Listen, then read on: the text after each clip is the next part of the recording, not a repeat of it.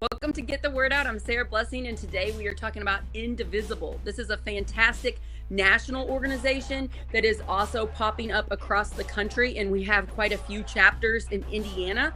And I'm interviewing two amazing women today that are helping to run the one in Wabash County, Wabash Valley.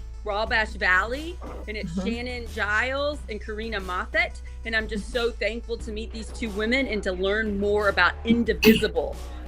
This is big with, who are you talking about with MSNBC? Who is that woman? She helps push it out, Indivisible, right? Oh, Rachel Maddow. Rachel Maddow, big fan. That too. Yes. Yeah.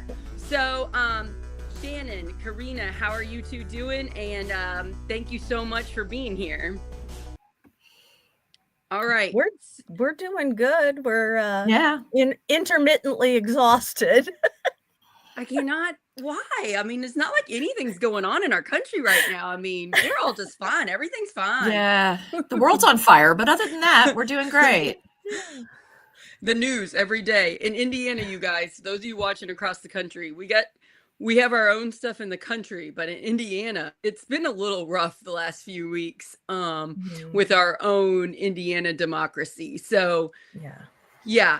So I just want to let's talk about what is Indivisible. How can anybody join this group? Can you find if there is a local chapter in your county? If not, you can start one. I actually know women down here. It doesn't have to be women, but I actually know people down here that have started one in Southern Indiana. So what is Indivisible? Is there a local chapter, and how do you get involved? We're going to get into all of that. Who first wants to take what is Indivisible, the national group? Okay. Yeah. Karina, go for it. So Indivisible at a national level, it does a really good job of networking the helping organizations. So getting those organizations that take care of people, which is something that we are going to need more and more as we go along.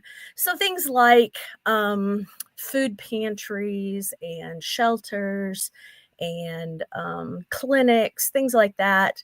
A lot of those charities tend to not really work hand in hand. And so they have a lot of mission overlap. So they do a lot of duplication of effort. And that ends up wasting resources, right? Because they end up doing a lot of the same thing in the same location because they don't really communicate with each other. And right. So they waste resources, they waste money, they waste people power because they're not working together. So I noticed this too, a lot of people are freaking the crap out about our country right now. Yeah. And they're all making their own little plans, but they're not organized with somebody else who's making a very similar plan, 15 minutes away or whatever. So is Indivisible, is it helping to organize everybody together and then let people work together on the same types of things instead of everybody being everywhere? Right. So that actually and so really important.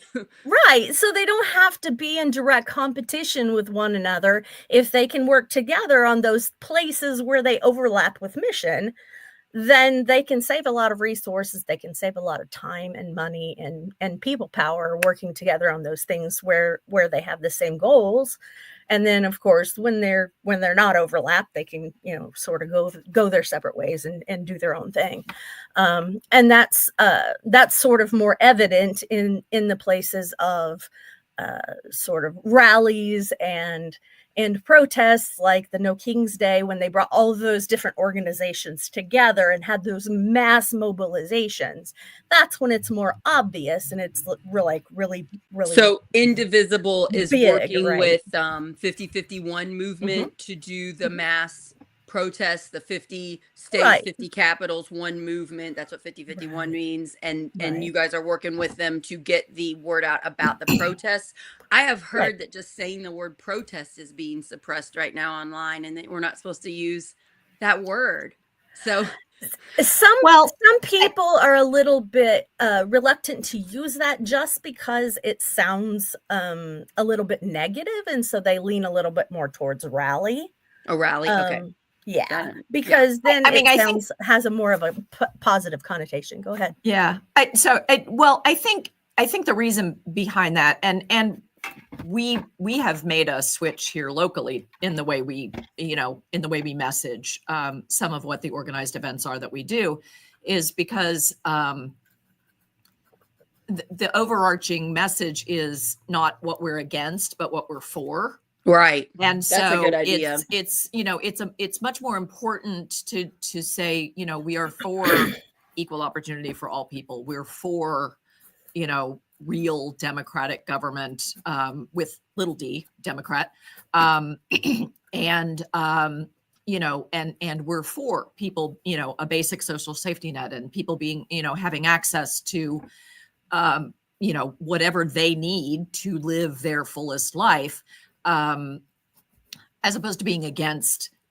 Not saying that we're not against what is currently happening, but I think like that. I we think that's really cast smart. a bigger net, Yeah. being for things as opposed to just against something. Yeah. So you guys are evolving and changing your messaging, which I agree. I think that is a good way to go. Instead of just constantly blaming all the time, start saying, we want this. Every human being that lives in America should have these things. And let's fight for those things instead of saying, stop doing this terrible thing, you monster. It's like, no, we Right. want this. Right. I think that's a good way to go for everybody that's freaking the crap out about what is happening in America. I think that's a good tip that I think is very smart that you all are taking that approach. I also have been trying to take that approach with this Well, and media company. the other piece of it is the current administration is all about the blaming, and all about trying to, target somebody, this is who is responsible for your lot in life.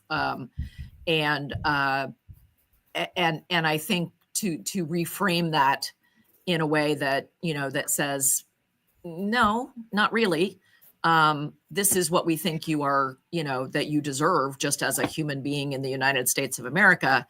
And, work with us to make that. Right. I think is a much better, way of addressing the issues that Definitely are being put forth. Karina, do you know any info about when did Indivisible get started? I just only recently, I'd say a couple months ago, learn about this group. When did it start? Yeah, so Indivisible itself actually started immediately after Trump got elected the first time. Okay. And it started not as an organization, but as a kind of as a playbook for how people that were in some sort of a government position could stay in their government positions and push back against the administration without losing their jobs or being overtly really political about it. So people who could kind of gum up the works or slow walk things that were really bad ideas, or people who could, people who were kind of lower level politicians could go, no, this is not a good policy. We don't support this policy, or things like that. It kind of like the adults in the room, like they had in the first. And so because that playbook, which they called the Indivisible Guide, was so extremely popular, just immediately took off. The people who wrote that guide ended up forming a group, and that's where Indivisible came into being. And I went to it just kind of exploded from there. Okay. I went to indivisible.org, which is the national homepage. I just typed in Indivisible and it popped up. And on the front there, they just kind of explain how they're against kings and authoritarianism. Right. Whenever I say those words on this platform, authoritarianism, I get a lot of pushback from people that think I sound so stupid, because they're like, we have a government, Sarah. We have a, Right. a Senate and a state house, and we have a Supreme Court. We don't live in we don't have a king. And it's like, Right. yes, but we have governments that pose as democratic, like in Right. Russia, for example, where it Yep. looks like you get to vote for your leader and it looks like they have Yep. systems in place, but actually oligarchs and the main person, Putin, is controlling everything. He's the puppet Putin has master been saying, you do freely this. elected every single time. Yeah, and he gets like all the votes. Right? And so Yeah. and so Shocking we how that see works. steps in America now where this is happening, and where the Supreme Court isn't really listening to the rule of law sometimes, and they go Right. against what our Constitution says we should do. We see the Congress voting against the majority of people's rights, and they're listening to whoever is in charge saying, if you don't do this, we'll get you voted out, we'll ruin your careers, we'll go after you, maybe we have blackmail, maybe we have embarrassing information about you that we will pump out if you don't do what we say. And Right. so I just want to explain to people, yes, I realize we have the courts and we have checks and balances. Our checks and balances are starting to crumble a little bit. They're starting Right. to, and we still have a democracy. We can still save this. And Indivisible is one piece of a way that we protect America and we get more rights back. But I just want people to understand there are things happening, and some of us are more aware than others. Not blame anybody that's not aware. You might be working two jobs, or you might be struggling to put food on the table or just keep your family housed. You got to take care of that. That comes first. You got to make sure your kids have food, So Right. it's not, there's no blaming. It's like, but those of us that are privileged, like I don't have to work. My husband works and makes enough money. I'm so lucky. I see it because I have time, and I'm listening to podcasts, and I'm talking to people, and I'm friends with people like you guys, that are doing the things, and we're all listening and seeing it. So there is a disconnect, is what I'm telling you all. There's a disconnect. You all see it. And a bunch of people coming to your meetings see it. People going to indivisible.org and putting their email in, they see it. But a majority of the country doesn't. And that is where I want to come in with Project Next and be like, you need to realize most people don't get it.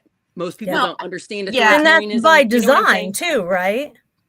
What'd you That's say? by design. Yes, it's on purpose. Yes. Well, I think that 99% of people, 99% of the time, are not affected by what goes on at a federal level. And so it is very easy to, to just gloss over and believe that, the way our government is being run is chapter and verse from what's in the Constitution. So I think where the wake up call is happening and needs to continue to happen is, don't go by what it says, go by what you see and go by what is happening. And shining a bright light on an infection cures it. And that's what we are trying to do through Indivisible, is shine that bright light, uncover the places where the more authoritarian efforts are happening, so that so that people can not only see it, but then also be able to connect it to what is happening in their daily lives. Because there may not be a connection right now, but there will be. And so the sooner that connection gets made for more people, the sooner we start to unravel what has been put together in Washington. Another piece of this is, I disagree with one thing you said. You said national government doesn't have an effect on our lives. It does. National government has been hurting us for a while. It's that we don't see it. We don't understand. That's my point, is people don't get it. They don't see get that the connection. And it's so confusing. It's so confusing. It's laws and numbers and funding getting cut here and this person getting fired there. And it's like you're doing a conspiracy theory, mad web, trying to connect all the things. And it's so much, right, you all? There's so much that is being cut. There's so much blaming of people that have nothing to do with our problems, it's really hard to combat. It's like I could do 10 shows a day for 10 hours and not touch the surface of the problems hurting most Americans right now. Well, I think part of it. Oh, Oh, sorry. You go, Karina. I think part of it is there's this huge lag, right? Normally, things don't happen this quickly, right? Yes. When they make big changes in DC, those changes don't really affect us until months or even years later, right? They don't have a big effect on us until a couple of years down the line. And so when that big bill gets passed, then the effect on us doesn't occur until a couple of years later. And then we're like, oh, well, what did those horrible so-and-sos do to us? And so there's that lag there. And so people don't really get the correlation, the causation. Truly, they don't get the causation of these people passed this bill, and so they are the cause of my misery. Right. Well, and I think the important thing is to put it into some real world context. At the end of the year, the Affordable Care Act tax benefits run out, and the rates are going to go up. Okay, if you're not on marketplace insurance, why do you care? Well, if you're on Medicaid, or if you are a taxpayer in the state of Indiana, when all those people who can't afford marketplace, who can't afford Obamacare, all of a sudden apply for Medicaid, and then the Medicaid rates go up, and some people who may really need it, get bumped off. Yeah, then it starts to affect everyday Americans. When the guy in Sullivan County who couldn't care less about Medicaid cuts, falls and breaks his leg and then has to drive an hour to the hospital in Terre Haute because the Sullivan Hospital had to shut down because it wasn't getting enough Medicaid reimbursement, then he cares. Yeah. It's just making those connections and showing the real world applications of things that most people hear and think, oh, that's not my problem. How is it going to become your problem? And those are the kinds of things that we want to make sure that people understand. Right. That that if we push that back it affects on everyone. If we push back on it, shine a light on it, if we come up with a plan to fix things, we can make things better, but it's long, slow, and hard. And a lot of us that are panicked, we've been so hurt by extreme government that we've had for a while now. The pandemic, I think we're still not recovered from. The anxiety that everybody get added on to, the anxiety we're all feeling, that we're all panicked. It is hurting our mental health. And so even in organizations where we're fighting to stop this, we're all not necessarily 100% mentally healthy people because of what we're going through. And so that can make running organizations hard. And I'm seeing organizations struggling for power. And sometimes the extreme people, the people that are high anxiety and not always the most compassionate, empathetic people, are pushing other people out. And in my tip to those people, which are some of my close friends that recently got kicked out of the 5051 movement in Indiana, my tip for you is don't take it personal.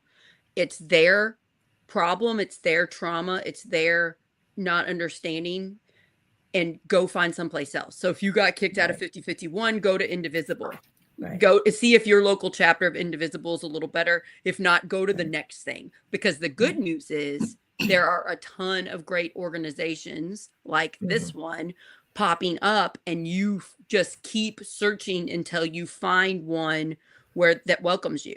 That's the right fit. Yeah. That's the right fit for you and what your cause is. If you have a specific cause, like I had Miranda Williams on, who cares a lot about parole and probation. She works for Reform Alliance. And so that's an organization that has helped to push 22 laws across the country to help people with probation and parole. And that's amazing. So if you have one little niche, look out for that one. There's a lot of groups out there. We have Hoosier Action down here in Southern Indiana. Have you all heard of that?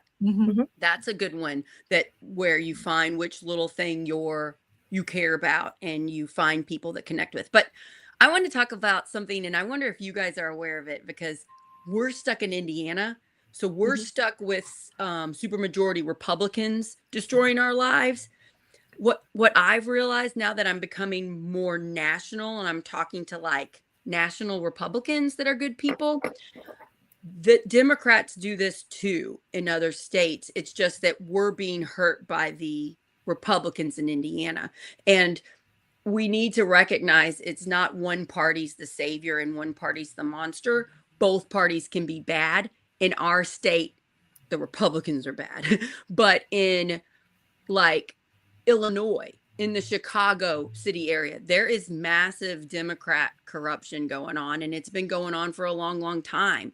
The Indy City Council could be better, even though it's the majority Democrats. So, like, I just want to point out, one political party is not the savior here, but Mhm. it's better to have groups like Indivisible, in my opinion, that aren't as partisan, that are for the people. And we Right. have to push our representatives on Democrat or Republican side to be better, Mhm. because like I used to be hardcore Democrats are going to save us, and then I kept getting hurt. I kept getting gatekeeping by the Democrats, and I'm like, Mhm. "Oh." And then I would find groups like you all, and I'm like, "Oh, I like this group better." But sometimes these groups push you out. Mhm. You know what I That's mean? that's why we have really made a point of saying over and over and over again, we are not partisan, we are not anti-Republican. Right, right, right. If we come out against a specific politician, it's because that politician is anti-democratic. Right. They're not pushing we the That's the people. only They're thing. Our right. only thing is we are pro-democracy. Right. So Right. if we're up against you, that's on you. And that's why you're on this show. That's what I am too. Right. We need to call out people that aren't listening to us. They're listening to money or lobbyists or their political party telling them, if you don't do this, you get kicked out of your party. And so you kind of have to get out of that and shine a light on it Mhm. and see Yeah. if local and why. And so we Sharon, try can we to talk about this? Why do we need local? Why do we need you, the listener, involved in your local politics? Because 90% of what happens to people that affects their lives happens on a local level. For Absolutely. example, here in Indiana, with the Medicaid cuts that are coming down the pike and with the property tax cut that the Republican supermajority put into effect, which is going to save the average homeowner like less than $300, which they won't even notice. What that has done is push down to the local level, because the property taxes are collected at a local level. Here in Terre Haute, about a $1.5 million revenue loss. And so the local level, so your policemen, your firemen, your schools, your, water infrastructure, all of those things that are maintained at a local level are affected by what happened at the state level. Yep. And so they do it because they think it makes them look good, but with no consideration about how it's going to impact the local services that we all rely on. And that's where what we do at a local level has to start trickling up, not just trickling down. And so that's why the local connections, the local coalitions are so important, because the more of those that exist, then we are able to kind of collaborate and start to impact things It further up the pipeline. very quickly, you can see if your local government wants you to know what they're doing. In Harrison Absolutely. County, where I Yes. live, it is very difficult to get information about what they are doing. Mhm. Their notes that they put on don't make sense. You would need to attend 3, 4 meetings before you start connecting what anything is going on. Yep. They make it very hard for regular people to come in and speak. They limit how long you can speak. So it's pretty quickly you can see our local government in Harrison County does not want you to know what's going on. And if they do, they might pump out a very favorable message of how great they're doing. But if you start digging, you're like, wait a minute, why are they giving so much money to parks? Why aren't they giving money for this? Wait, what? And so I do that in contrast to my favorite mayor, who I'm friends with, Treva Hodges. She's mayor of Charlestown. Mhm. And she pumps out at least weekly messages on her social media. She makes Mhm. everything as transparent as possible. She takes really confusing laws and things that are going to be passed that could hurt her town, and she comes out and explains how it could hurt her town and what we need to do. And it's like, so if you just do a little digging, everybody, in what's going Mhm. on locally with your town council, your county council, your commissioners, or your mayors, you can see, are they hiding behind the Yeah, fact and that we don't? sometimes Yeah. sometimes you'll find a huge difference between your city council and your county council. Yeah, Mhm. definitely. Yeah. So it is interesting. And like, if you just talk to your local people in your neighborhood, do you know anything Absolutely. about your town council or your county council or Right. commissioner? See what they say. Yep. Most people have no clue. I didn't know anything about local government until I quit Yep. teaching and started looking into Yep. it myself. I just had Yep. no clue. Yeah. And that's by design too. Yeah, that's on purpose. Yeah, Yeah. yeah. And I'm gonna go, if I feel okay. Tomorrow, I'm invited to Jason Kerber's Republican gala event. He's running for sheriff against the current sheriff in Floyd County, Steve Bush. Mhm. And I'm friends with Jason, and he's a Republican. I'm going to try to go to this event tomorrow. And my plan is to ask all these really nice Republicans, because this will be the second Jason event I've been to. So I like a lot of his friends. They're really nice people. I'm going to ask them if they know what's happening in Indiana. Like, do you know anything about the gerrymandering in Indiana? Mhm. Do you know about Micah Beckwith's town hall and how he's getting people that don't like what he's doing arrested, and sometimes they're getting hurt and having to go to the hospital, and they're like really Yeah. tiny women, and then he kind of calls them mentally ill and like says they have mental problems, and like, do you know this is going on? And I'm going to guess most of these Republicans coming to support Jason, who's the legit good person, have no clue. What do you all Yeah. think about that? Yeah. Well, when Micah came here, it was instantly clear that he was here to stroke his own ego and not to listen. He absolutely did not listen to a single person that came up to the mic. It's very scary to me that he's a pastor for a mega church, and he still does that job full time while he's lieutenant governor of Indiana. Well, right. To the Republicans' credit, he was forced on them. Yes, he was. Well, by some other Republicans, He's but too not extreme for he our pats all of them. himself on the back Yeah. for that. But that he fights after- more with Republicans. Yeah. After that town hall, there were a couple of county commissioners who were Republicans, and our state senator, Greg Good, was there. And I texted with Greg Good because he left early. And I said, smart move. And he was like, yeah, it got, really. Yeah, so the Republicans in our own state don't seem to like this extreme man. Right. Yeah. Right. Yeah. And so the Democrats had the same problem in the Biden administration, because the progressive wing of Congress had a very hard time getting any traction for the things that they wanted to do, because Biden was extremely moderate and most of the Congress is moderate.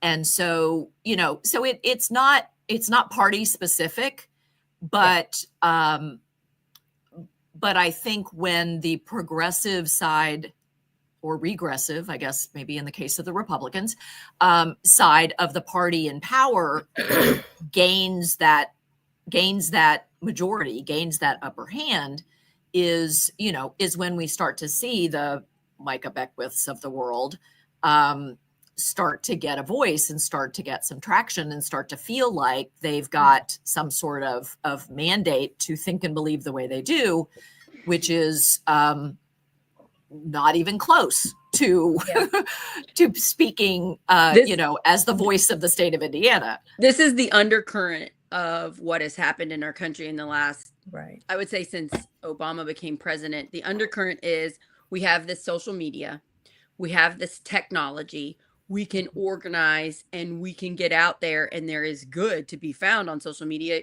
We're meeting today because of it.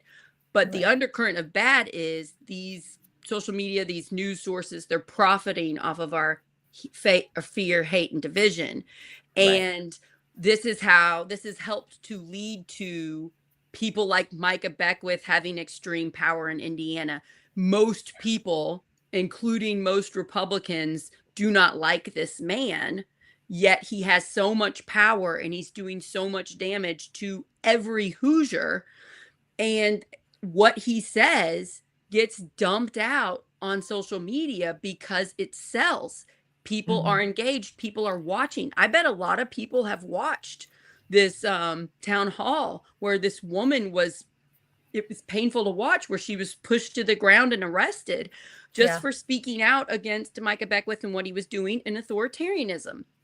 And she's a sweetheart, and she is tiny, tiny woman. Yes, I know of her. Yes, she's trying really hard to help Indiana. I think what your comment about going back to Obama is, a lot of people have the impression that the racism, the xenophobia, the homophobia, all of the phobias that seems so prevalent now, they're like, where did all this come from? It's been here. It's been here the whole time. But it's also been it's here pushed. since Obama. We're constantly putting it's sticks been in the normalized. Yes. It's been normalized by people in leadership positions, people in positions that seem to that people, for whatever reason, believe are entitled to a level of respect and authority that, by virtue of their job, have, when they start talking that way, it normalizes it for those people who already feel that way, but have been keeping it in, under wraps for a while. But what now it's all been normalized. This is what I used to think, what you're saying. What I'm finding now, though, is that's true with our leaders. And that's true with on both sides. They become too extreme. And that's true with a lot of people that have become radicalized online, radicalized to the far left and radicalized to the far right. But when you actually get out and door knock, when you actually go to a festival in your town and you talk to people, most people aren't that way. They don't want to hurt people's rights, and they don't realize that their side is hurting people's rights because they're either not paying attention, they haven't been radicalized online, and they're not listening to what's going on in their local government. So, like, I see what you're saying, and a part of the country has become radicalized because of the internet and social media and profiting off of our fear, hate, and division. But for most Americans are not that extreme. And that's where I struggle when I talk to my Democrat friends, and I'm like, most Republicans are not bad people here. A lot of the people running the county council and town council aren't bad people. Right. And it's like, but I can't convince them. And they get mad at me and they stop listening to me. And but the extremes make the headlines. And make the headlines. So that we think everybody feels like the majority. But the problem with that is most Germans weren't bad people either. Right. It's I agree with the people who just sat and didn't do anything. Right. I agree with you. And let it happen. But most it Germans, doesn't matter what their excuse was for not getting involved. Germans didn't know they were doing that. And if they did, they were told a version that wasn't as bad. People didn't know. Well, but that's exactly what's happening. They're being told a version. Right now, Republicans are being told a version that seems very palatable. True. Right. They're being told we're only picking up the worst of the worst. But really, that's not it's what's anybody actually that's happening. brown skin, and but that's what they're being told. Yeah. Right. They're being told that they're only sending rapists and murderers to CCOT, but that's not what's happening. But I still think most people don't even know it's happening. I think most people don't know what's going on in Indiana with these concentration camps and stuff. And I think that in Germany, they did the same thing. Most people didn't know. That's exactly right. And maybe it's like, why is this my Jewish neighbor gone? I don't know. Moving on with my day. But that allows it to happen. I agree. Well, and so one of the things that we've been keeping track of is there is an immigration detention center in Brazil, Clay County. And we've been keeping track of how many people have passed through there. They're only ever there for a couple of days and then they're moved on to another place. But for example, since the beginning of August, almost 400 people have passed through that detention center in Brazil, either on their way someplace else or coming from someplace else, and they stay there for some number of days. We don't know anything about the conditions there. We don't know anything about, it started because I got wind of someone who had been brought there from Chicago who was diabetic and had heart problems and was not getting the treatment that they deserved. But I guarantee, there's 26,000 people who live in Clay County, 25,990 of them don't even know that Brazil has a detention facility, most likely, and that this is happening. And so there are an endless number of those kinds of examples of things that are being done under the radar that people would probably not be happy about. Yeah, most they people knew. would be upset if they actually saw what was happening in our state and across the country. Most people would be upset. You're right. The problem is they don't know. The problem also is we can't just scream at people. How dare you? You voted for Trump. How dare you? You did this. No, they didn't. They had no idea. Trump is telling them he's going to save them. He's going to make everything get better. He's going to make the prices go down. He's going to make gas prices go down. He's going to make food go down. He's telling them what they want to hear, and they're believing him. And it's not necessarily their fault. That's their news sources. That's their algorithm that's been pumped out to them. And the trick is, how do you talk to people without screaming, without looking so extreme, without protesting so loudly that we look... that's not going to work. Yeah, we look so dorky and not cool when we're so extreme, even though a lot of what we're saying is true. That's not going to work. It's not going to pull people in that maybe voted for Trump, that maybe don't follow the news. They don't know these concentration camps are popping up. Right. So it's so much harder to talk to these people. You got to talk to them with empathy. You got to give a crap about them. And you're hurt. You're hurt because you see what is happening. You see that people that are struggling are suffering more. You see public education being defunded. You see healthcare being, messed with, and everything's going to be more expensive. And it's harder to go to hospitals. Hospitals close, all these problems, and you're mad about it, but we can't take it out on the voter that doesn't know. And I think it's only going to get worse, right? We're missing that. We're messing it up. I think if we would have been more empathetic to people that voted for Trump the first time, I think we could have prevented the second time, in my opinion. I think that's one of the things we messed up with. Well, and I think the ignorance is not an excuse. And I'm, if you get arrested for something and you say you didn't know it was against the law, you're still going to jail. Ignorance is not an excuse for not, But isn't it an excuse? What if they weren't educated very well? What if the government that changed the law didn't do a good job of letting people know that was the law? I mean, but what ends up happening is that connected to that ignorance is their self-awareness, their understanding of who they are. And if you point to these truths that directly fly in the face of everything they have been conned into believing, then it goes directly to who they are. It basically says, I allowed myself to be blindsided. I allowed myself to be snowed. And what does that say about me? Right. And so it's much more than an ignorance of the data, than an ignorance of the laws, than an ignorance of the circumstances. This goes directly to who I am. And if you prove me wrong, then who I am is somehow diminished. Then I have to admit that I got suckered by a con man. Mm-hmm. Yeah. But here's the deal. If you say nothing else about Trump, he is a fantastic con man. He is the best carnival barker we have ever seen. Yeah. You're Like, so right. really, It's like, their identity. honest to God, like, he is Voting for the Republican phenomenal. side and voting for the Yeah. Democrat side has become our identity, and Yeah. we have to drop the labels. But We have got to drop the yeah. labels Here's the in deal. order to like say it's not me. I'm not calling Right. you a bad person because you voted Right. for this person. Right. And but we're so identity politics, that's who we are.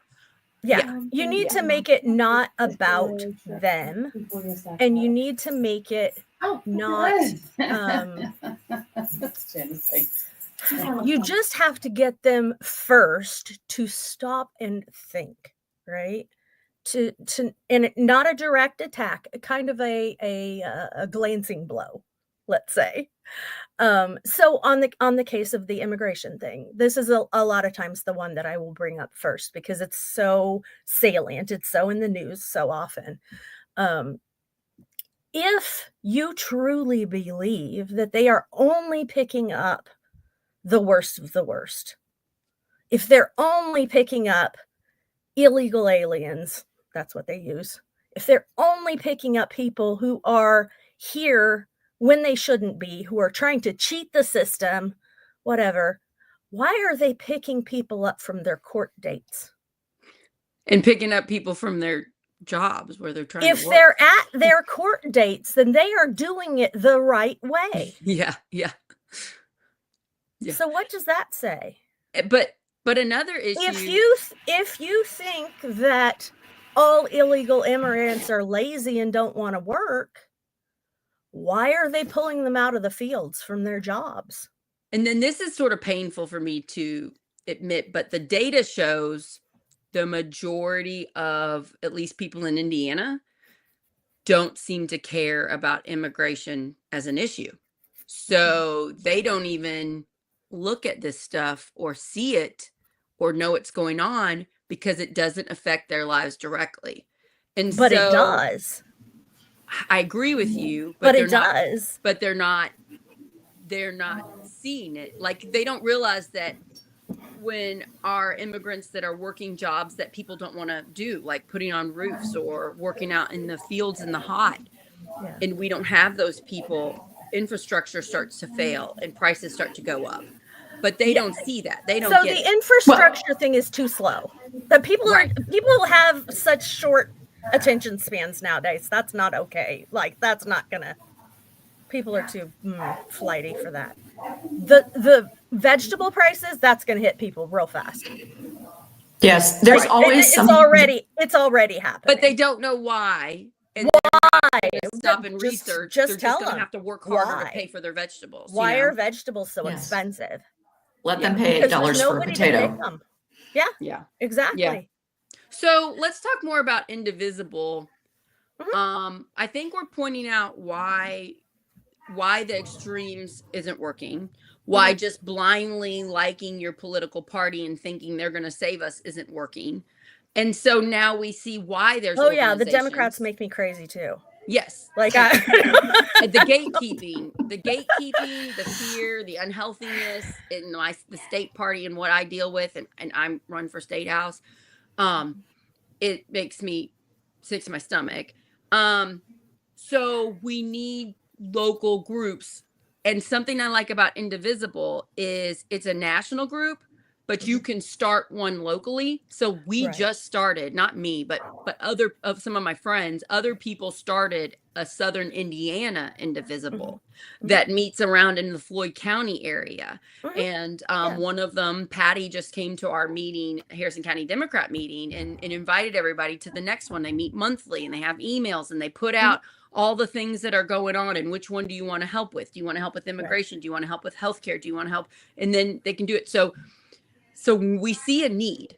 We have a need, and we have an organization that started since Trump was elected the first time. So you all have been more organized in some of these other movements. Yes. One of the great things about that is I've worked with a few different organizations. I've never been involved in organizational leadership before. This is my first time in a leadership. You go, I'm girl. usually way in the background. I'm never on camera. This is so far out of my comfort zone. but I've been having to fake it since April. You're doing a But- great job. She's awesome. Don't let her. Don't tell her. I know. Be proud of yourself, girl. Look at you. But when we started doing this, Jenny, my sister and I started the chapter here. We had been going over to Indianapolis, and we're like, it's over an hour drive there. Oh, yeah. And like, it's just an hour, but trying to do that every weekend, we're like, no, we How don't many wanna do people this all the time. were This is showing up crazy. at the Indianapolis Indivisible chapter At meetings? that point, there were probably a good 100 plus at every Wow, meeting. that's great. That's encouraging. And of course it's grown phenomenally since that, because that was back in January, February. Oh yeah, things have gotten much worse. Yeah, that was back at the very beginning of the year. It was But winter. Jenny and I met, my sister and I got together right after the election, and we're like, what are we gonna do? We got to do something, because we're just gonna go stir crazy just sitting here like doom scrolling and not. Like, would you just let the anxiety eat us alive, right? If We've you're gotta do watching this and something. you're doom scrolling and you're full of Exactly. anxiety, Right. here's an So out for we you. started talking about what things, what causes, what sorts of advocacy sort of things meant the most to us, right? And I have a trans child. Oh, And heart goes out to you, I my have friend. an adopted biracial grandchild, Oh, and she is autistic, Oh. Mildly, but she needs some assistance. She needs some help. And my child and I both have a lot of health issues, and so we need a lot of like medications and stuff, and that's all really expensive. And so we deal with the health system and all of that. So like that's all a bunch of all of the healthcare. So you're seeing the needs that you and your family have. You're seeing it being chipped away, right? Exactly. Taken away, money, medicine's harder. You're seeing it in all factions, and you're like, how do I help with this? Yeah. And my sister has 3 preteen to teenage girls, and so she was very concerned about the abortion issue and birth control and all of that kind of stuff, and maternal health care and all of that, FYI, so we started Indiana going women, through this we've list. lost our healthcare rights. Right. So Yes. so we were going through this list, and there's like, well, and we're both worried about the environment. I used to be a naturalist. Oh. So we were going through this list, and it was like, we care about everything, right? And we both knew, like, we can't do anything halfway. And so we knew if we got involved, we were just going to burn ourselves out at both ends, because there's too many things instantly. Right. Yeah, I think everybody's feeling that. I think most people are like you and care about all of this stuff, and it's too much, and then your anxiety, and then we knew we were going to instantly burn ourselves out. When we found out about Indivisible, we're like, okay, because they get all of these different organizations together to work together, it's a really great way to kind of get tangentially involved in a lot of different causes without burning yourself out.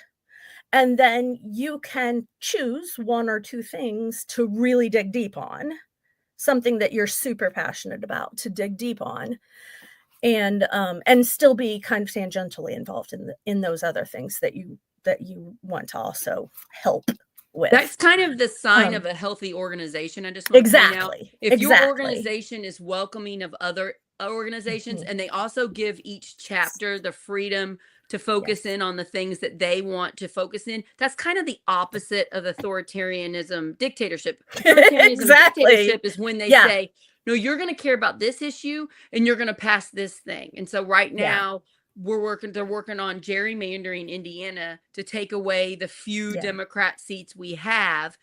And everybody's just falling in line, even though it's we have 2 out of 9 that are Democrat. even though it's very unpopular across the state, it's unpopular. They're blindly following because the repercussions of them not doing it are personally too hard for them. So I just want you to recognize the signs. So they can't have that. Indivisible, more bravery. freedom based. What do you care about? What do you want to work on? Can you get it organized? Can you get people together? Can you help them? Yeah. If somebody Yeah. comes in and they say, I'm concerned about this, you say, here are these things, here are these resources. That's Yeah. healthy. That's Yeah. what we want. It's also more work. Yeah. It's also more work, and it's also Yeah. harder Well, because Yeah. people Absolutely. aren't healthy and they don't know how to Right. work with each Right. other. yeah. Right. If you So- took a poll of our leadership team and asked them, what was the thing that brought them to Indivisible, you might have 12 different policy, Exactly. points. Yeah. Yeah. Because everybody came, because they were passionate about their thing. A Mhm. different And thing. Indivisible was a place where you could be passionate about your thing, Your own but thing. Yeah. have the strength behind you of an organization that was helping, fuel efforts to raise awareness of your thing in Absolutely. conjunction with And everybody like I else's said, thing. Indivisible at a national level doesn't like micromanage the chapters. I like that. Yeah, I But like that a lot. they do encourage a kind of a hybrid horizontal leadership kind of Yeah. So they're kind of like giving you approach tips and so that they saying it get should a be lot of input. You get a lot of input Right. from all of the people that are involved in leadership. We try to get as much input as we can from anybody that wants to be involved. And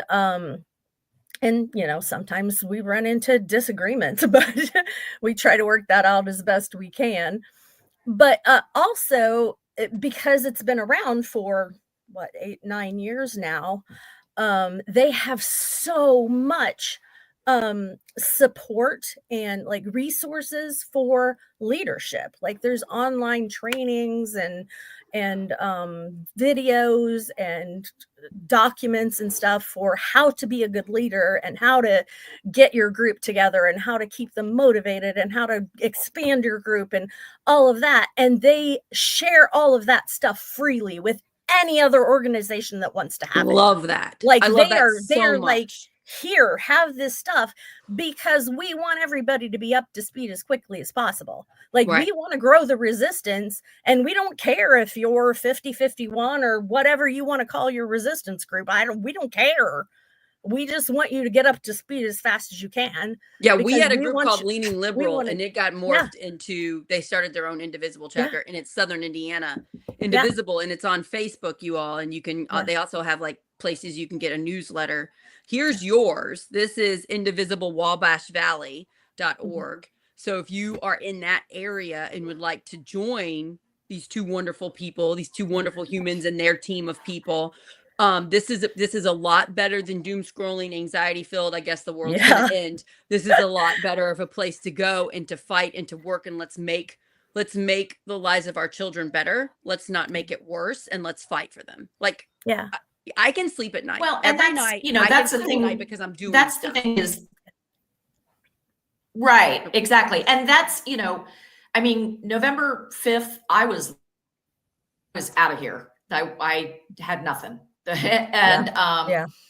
and then, what it morphed into was, if every day I can do one thing, Right. doesn't have to be a big thing, can be Right. one thing. I can make one social media post. I can make, I can share one person's story. I can Tell write one letter. neighbor. And One neighbor Yeah, who doesn't you know what's know- going on in Indiana, tell one neighbor what's going on. Yeah. That helps so much. right. Yeah. You don't necessarily have to, be in a crowd at the Colt Stadium talking telling your story.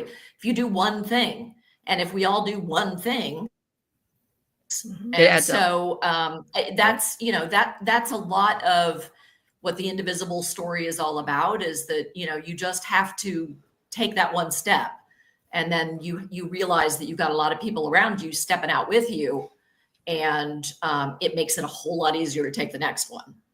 Yeah. Don't they want us to feel hopeless?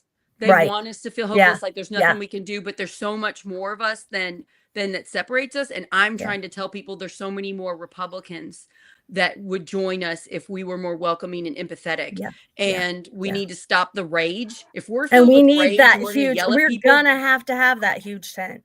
We just need a have huge to. tent. Absolutely. It's Trump it's won crucial. the election. Yeah. Wake up. We're in our Mhm. own little silos. How possible is it? It's possible. Okay. Mhm. And we need to welcome those people that are voting for Trump, and we need to not yell at them. Yes, call out the crap that these political leaders are doing. Call out the lobbyists. Call those people out, but don't blame the voters or the people. Oh not yeah, don't voting. even get me started on lobbyists and dark money and Done a oh my couple gosh, shows we could about be it, here for girl. like It's 6 gross. days. I keep finding out more, and I'm like, oh, it's so Oh, bad. it's so awful. bad. Oh my gosh, we could talk Yeah. forever. It'll send you to bed. It'll send you to bed for a month. Don't do that. So guys, for check real. out Indivisible. You can just go to the regular national page and then also search for your county or whatever your area is called. And if you can't Yeah. find one, like get on your wherever you talk to people that care and ask, is there an Indivisible? You could start one. Yes. There's Yes, already resources set up. My friend Patty, who started leaning liberal, was one of the people that started leaning pretty quickly. They were completely organized with Indivisible. I was just like, It is I couldn't believe how quickly they're like, fantastic. bam, we got one. Yes. They Yeah. have so many resources. I kid you not. Like you will be overwhelmed by the number of resources. Yeah, that's amazing. But just nibble away at it, and there's if you're- everything you could possibly need. And if you're to be watching a because leader. you already go to Indivisible, but you don't know about Project Next, please follow us. Please share our content. Please subscribe on YouTube. We have a Substack, Project Next Indiana, and then you can get emails of our shows. It's also on podcast form. You can go to Apple, you can go to Spotify, and get it as a podcast. And please rate and review and help us out. We are growing, but again, social media, it is being suppressed right now. This type of content, they don't want us working together, so they try to just kind of hide us a little bit. So we do need a little bit of your all's help, we the people. So I appreciate any help that you can with Project Next. I'd like to have you all back on again, especially if you have a specific thing you want to talk about, a specific nonprofit, or if you have fixed some stuff, like if you have solutions, like if we all get and do these certain things, we can stop this certain thing. I would love to shine a light on what you all are doing. And I cannot thank you two enough. You all are your heroes. You're welcome. So I think the beginning of October is going to be pretty revealing because the federal budget will have been finished by then, and we'll know a lot about what new cuts are coming down the pike. If you are good at that, at looking at it and knowing what cuts there are, I'm not a numbers person. If you're the facts person and you want to come on and teach it to me, let me know. You text me. She's the one for that, for sure. And then we can get on, because I'm trying to let regular people that are really busy just put our show on their earbuds while they're doing their chores and catch up on what they need to know so we can protect our communities. Yeah. One thing we're getting ready to start is having people go in to the State House and give personal testimonies. Oh, that's a good idea. That's great. To the committees.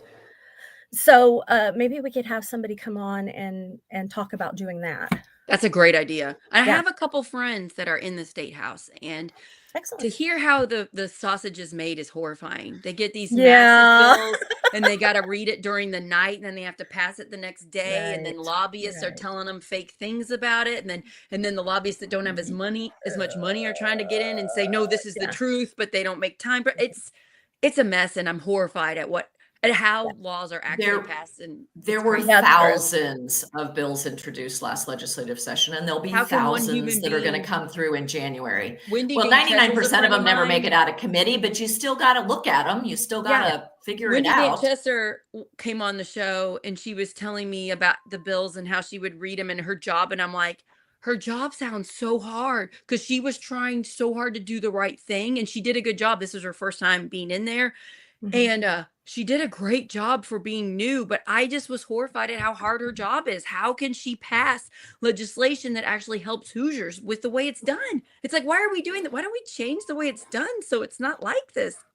Well, you heard so many Republicans after the big, ugly, nasty bill got passed saying that they were unaware of so many parts of it. And how could they know? They voted on stuff they didn't even read. Yeah, because that's it was thousands just appalling and thousands of pages. Yeah, it's just appalling. I'd use ChatGTP. I would dump it in there and I would ask it a bunch of questions to summarize it. That was what I was going to do if I won my House seat, which it's very gerrymandered. I didn't win, but if I won, that was my plan. Pump it in there, ask a bunch of questions, come back, throw out the things that I learned to everybody and try to teach everybody so that we knew whether to say yes or no to it, and then try to get some Republicans on my side. But that sounds so hard because you had so little time. It's like, when do you Yep. sleep? When do you Oh, exercise? yeah. Like, Yeah. The window is very small to try and get knowledgeable about 3,000 bills. So my Yeah. my Yeah. favorite thing about doing Project Next is meeting people like you two, and shining a light on what good you do. It Mhm. is hard right now because there's a lot of scary stuff, and I just have to say, for everybody that's paying attention, regardless of how you voted, we're scared. If we're Mhm. paying attention, if we're Yeah. looking at prices, if we're seeing about healthcare and our hospitals might close, most of us are scared. And I just And want you to and know realistically, we should be. we should be scared. And you all give me hope. So Mhm. keep fighting. I'm Yep. here for you. If you need a mental pep talk, you have my numbers. Come on again and teach me some more stuff. Yep. But we're not alone, everybody. Yep. Don't give up hope. And don't turn your blinders on so far that you stop caring, Yep. but don't open them so much that you get overwhelmed. It's Pick your okay to one take thing. breaks. Pick Absolutely. your one thing. And when you're overwhelmed and you're yelling and you're struggling, take a break. This is what I'm fighting for. Big hugs. Love so much. There's If my you're not seen girl. on video. Aw. You are just too cute. I can't even handle it. I've got 7-year-old twins and a 15-year-old, and I'm fighting for them too. And She's 5 next week. oh, happy birthday. Yeah, it's hard out there, but we're organizing. Indivisible's been doing this for a while. This is a Yep. fantastic organization It is. It to is really give great. some of your time to, and you get to pick what you're good at. You don't have to come on a live show. You can help in the background. Yeah, what there are a you lot of good ways at? to help that don't involve being on camera. Grow My that sister thing. would never do this. Give her a hug for me and tell She her I But the support woman her. can make a mean zine. So, She does make a she's- mean zine. I don't know what that means. They're little they're- tiny it's- magazines. little tiny magazines. They're Informational like the new booklets. hashtag. They're Oh, they are. they're That's brilliant. It's cute. Yeah, I don't know all this stuff. Yeah, so Yeah. just, what are you good at and what amount of time can you give? Right. And it sounds like both of you are very Everybody busy. can do something. We can all do something. There's We have always to. something that you We can have do. to, because if we don't, Yep. this is going to continue, and it's kind of going very fast. It's much faster than I thought it was going to be. I agree. Yeah, I keep saying that. Yeah. Yeah, I expected us to get here, but not this fast. not this fast. My co-founder, Tim Peck, who's running for Congress, and he's a ER doctor, he is also surprised at how quickly they can do this. But he knows a lot about what goes on in DC, so he gives me a lot of those tips, and I'm like, oh, Yeah. not good. No, not good. Well, okay. Agreed. It was totally intentional, the whole drinking from the fire hose that we're doing right now. Yeah. But, Yeah, agreed. But Yep. but we can circle we can circle back. We can circle the wagons and still get I back where we agree. need to be. I just want to I give a agree. personal shout out to the things that help me. Mhm. I have a therapist that I meet online every 2 weeks. Aaron. Good Thank you, plan. Aaron. Good plan. Now I absolutely. have a Project Next mentor, and you might know him. Do you know Scott Johnson?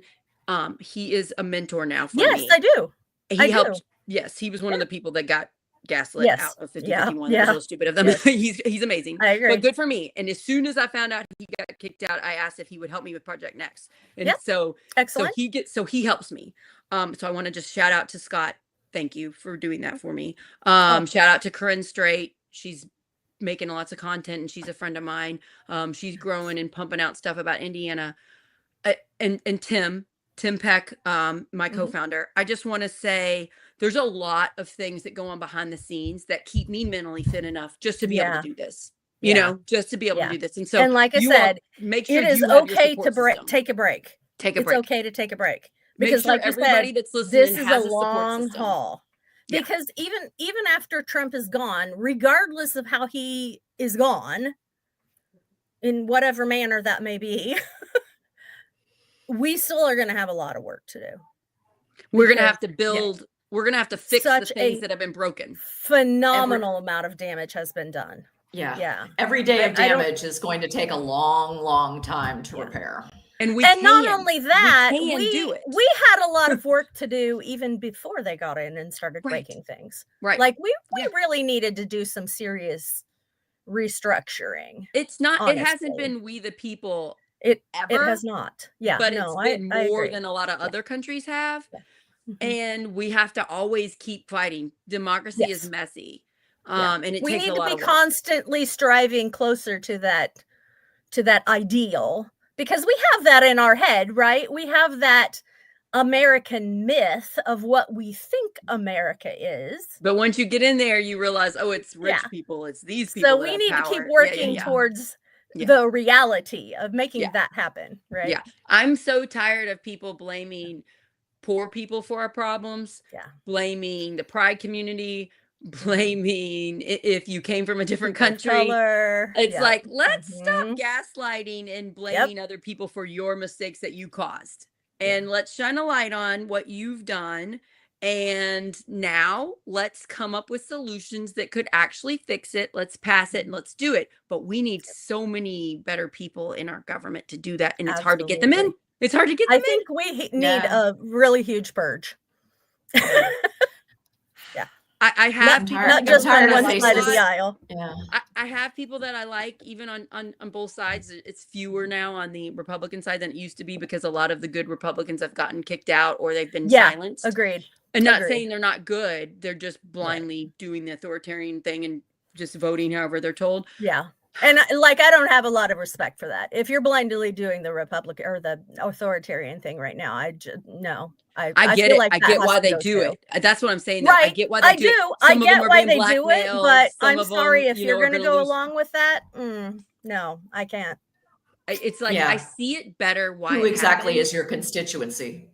Yeah, I Right. see why it happens now better. I have more empathy for the people I that are. understand that, but if you're going to allow it to happen, like you're sending people to be eaten by alligators or tortured in Seacot, I'm sorry, I Well, can't. I and can't condone that. without things like term limits, when everybody Right. gets elected to Congress with the goal Yeah. of keeping their job, Right. then what they got elected, all the stuff that they spewed trying to get elected goes out the window, because they Yeah. spend the rest of their time in Yeah, Congress you know trying what to you're keep their supporting at jobs. this point. Like, And I've done know, shows on this before, you know but what something that you're I've behind. learned doing my a media company with Tim Peck is I didn't fully see how bad sexism is. Oh yeah, it's And really how bad awful, isn't sexism it? was with Kamala Harris, Yeah. and she had racism too. But like, Right. but Yeah, like poor thing. I She got a double I whammy. get publicly told the way I think is wrong, and Tim Peck doesn't, and he thinks the same. Right. And it's because I'm a safer person to attack, and I'm getting attacked by Democrats. So don't be all acting like the Democrat side's all great and not. No, sexist. I know. Our I side's told you they sexist too. infuriate me too. So I just like that was kind of surprising to me. Right. Like the people that Yeah. tell me I'm wrong because I'm a safe person to tell. What I will never stop calling Yeah, that it's out crazy. because I don't want my daughter to be told she's there's wrong. enough as much. old white men to go around. Like I said, I too. think And it's most not of always it needs to men. be I purged. get told I'm wrong by women because they feel comfortable telling me. Yeah. It's not, it's in the culture. I'm not saying these people are Yeah. terrible people. I'm just saying it's Yeah. in the culture. We don't know better. We've grown up with it. We just assume this is the way things are. Yeah. And I just kind Yeah. of was a little bit surprised. I thought Yeah. it would be both me and Tim. Oh no, I graduated with a science degree, so I know exactly what that's all Oh, about. girl. Do you know how many times I had a good idea teaching and I would say it in our faculty meetings and I would be immediately silenced and eyes rolled, I'm ridiculous. And about 2-3 months later, the guy says it and yeah. everybody does it. I'm like, Oh, that's a fantastic idea. I mean, I bet I a lot of women. I worked in the South for 25 years in an Yeah, executive there you position. go. There you go. And yet there were still companies I worked with who would only talk to my male boss. Mhm. And Yeah. in the 90s. Yeah. And It still so happens, even We're- today. But we're gonna drives me push it. nuts. It's still gonna be there. We'll fix and it. like it's still gonna be there. But we're who's gonna leading the push it. resistance, women? Yeah. Who's leading it right now? Most of the people that I find running these nonprofits are mostly women. It was such a nice surprise to find Scott Johnson. Yeah. And I need Well, his male confidence. He gives me a lot of tips about how to have that confidence of a successful white guy. That was the conversation I had the day after the election as well with my Republican father and my former Republican boyfriend. They're like, it's not going to be that bad. I'm like, wow, you sound exactly like a straight white male. And, and that's why you see that, because that's the lens you have. And, and you're wrong. And so, you know, apparently this is a whole other podcast about. Yeah. If we want to come up with like, what's it like to be a woman and try to lead things, I think we could do an episode on that. We could give women tips because they never say, I just want to let you know, I'm going to say a sexist comment right now. They say it in an underlying thing, and it kind of takes you a minute to realize, oh, I think that was sexist. Okay. You're so emotional or whatever. Yeah. You two are awesome. Keep it up. I'd like to have you both on the show again. Just message me. Especially if you're keep messaging me, you have a greater chance of getting on the show, because I can only make so many shows a week. So don't stop. Don't take it personal. Just like, you know, I'm a mom of three kids, and, you know, things. Yeah. So thank you guys. And thank you for every single human working with Indivisible across the country. Thank you. Send more our way. We need more. Go there, go to the webpage, go to their local thing, find their local one, go to a meeting. I've been to ones before it became Indivisible, when it was liberal leaning, and it's a great place to meet, because it's people that are concerned about democracy and saving the country. It really is so encouraging to be with other people that you know are like-minded. That really helps with you're not alone too. You're not it really does. alone. Yeah. Well, thank you for giving us a shout out. We really appreciate it. Sorry it took a couple times to reschedule. Yeah. It's been crazy. Okay. You guys check out Indivisible. Hopefully you learned some things about them. I love how freedom-based they are. You could pick the things that you care about and run with it in your local chapter. You could start your own local chapter and get a bunch of resources and help. You are not alone. Get a friend to do it. Get your sister. Get somebody. Get your sister. So you're not doing it alone, because doing this stuff alone is scary. Like, that's right. I needed Tim Peck to start this media company. I needed his help. He is way smart and stuff. I am not. Get somebody. Even in a super red city, you can find lots of other people that are like. There are a lot of Republicans upset right now. Trust me, I live in a Republican county, and we there's have so many of Republicans them in our upset. group. Absolutely. Yeah. All right. Thank you guys. Love you all. Very proud of you. It was really nice to talk to you and meet you. I hope you consider me a friend, because let's work together and save our state. Sure. All right. Bye, everybody.